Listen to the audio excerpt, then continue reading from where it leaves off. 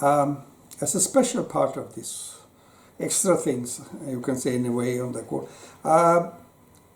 using internet and being active in emails and other things. There are a few things I have noted or people do, and let me show you and explain to you a few things that is important.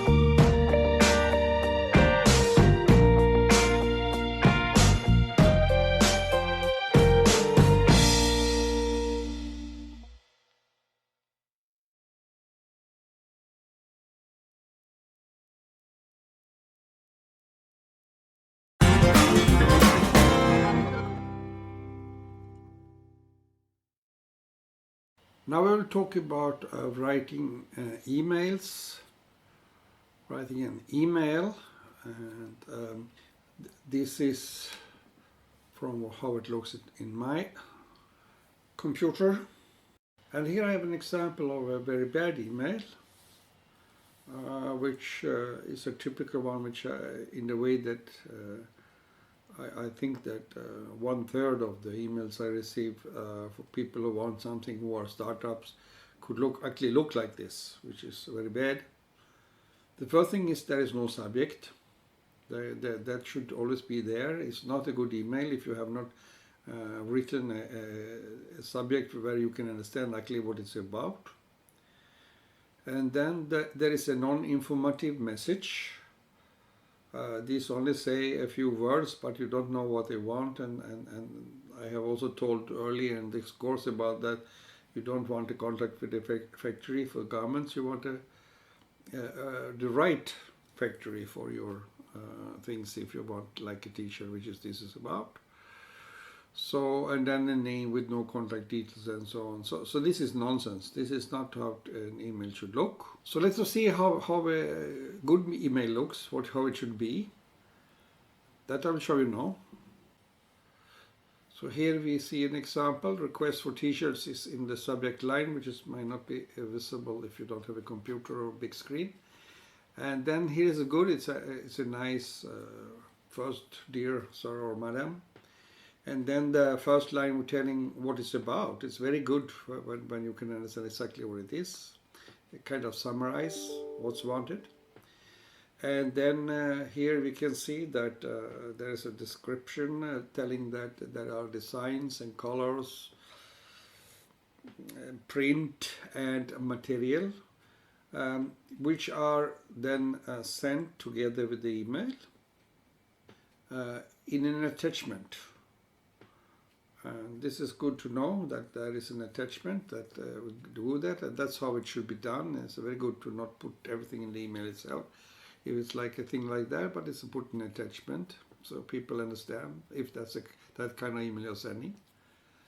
And then the quantity here is given in the message. It could also have been given in an attachment, but here is perfectly okay. And here it says so many pieces per color in each size. That's written here. And there are small and medium.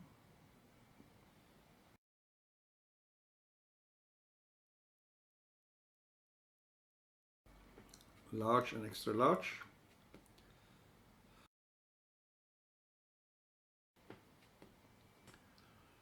And then XXL. And some even bigger size, a few pieces wanted in this example.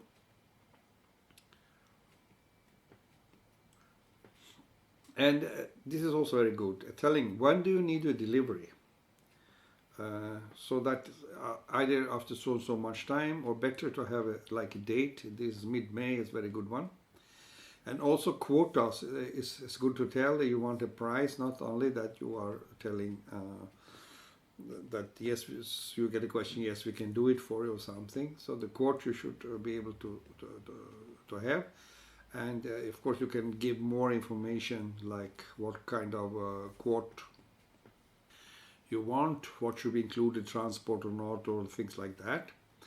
And then in the end of the message you can also include that full address and contact details if you don't have that in the attachment, but it's better to have it here. Here, this example only gives the shorting for the company name, but better would be that to have the full info.